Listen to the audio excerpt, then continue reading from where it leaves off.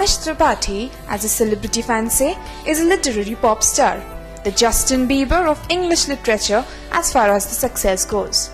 His last book of the Shiva trilogy sold 5 lakh copies on the first day.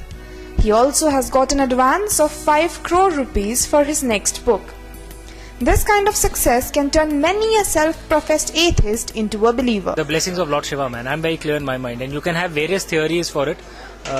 Some people say the stories are good, some people say the marketing has been good, some people say the philosophies in the book are good. I'm very clear in my mind, it's the blessings of Lord Shiva. But it may take more than blessings to achieve quick success in publishing. Critics point at a whirring marketing machine churning out the sales. I write the book for myself. I'm very clear, you can't do market research and write the book. That corrupts the book. Okay, so when I'm writing the book, frankly, I don't care about what critics might think, what editors might think, what publishers might think, and frankly, what even the readers might think. Once the book is complete, then of course you have to be a pragmatic guy and figure out how do I market this thing. But when you're writing the book, you have to be pure, you have to write it from the honesty of your heart.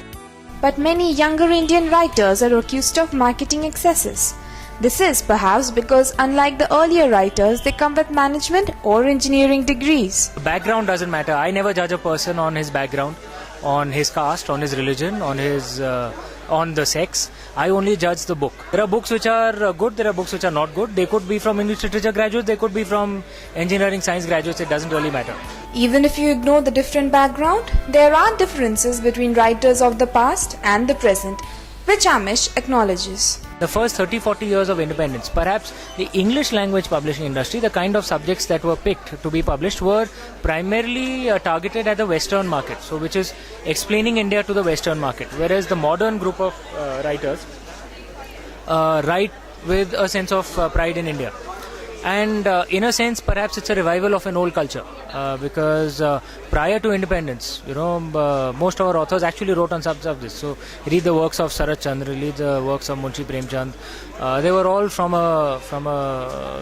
an Indian perspective. The old guard writers dabbled in politics, wore their affiliation on sleeves, but young Turks like Amish seem to steer clear of anything that may spark a heated discussion. I don't comment on politics. I think primarily because this is something that it's better if people wiser than I am comment on politics. There are so many wise people on politics. All of them come on TV every night in panel discussions. So I'm sure we listen to them. I speak on subjects that I understand well, which is spirituality, which is philosophy, which is science, which is economics, which is history. I understand these subjects, so I comment on these subjects. We decided to round off the interview by getting personal. Who are his favorite writers from the old school? And which 3 Indian English classics would he pick? Look, I read so many books that it's difficult for me to give a list of all time because it'll be a very long list. So how I normally answer this question is of the books I've read in the last 5-6 months. What are the books that I've liked?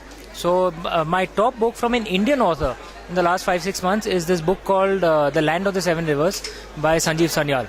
I think he's one of the finest Indian intellectuals today, and the depth of that book, it's the only way to describe it is it's a history of India's geography. Okay, and the depth of research that has gone in, the width of subjects that he covers, from the Genome Project to the Iron Pillar at Delhi, to the research is fantastic.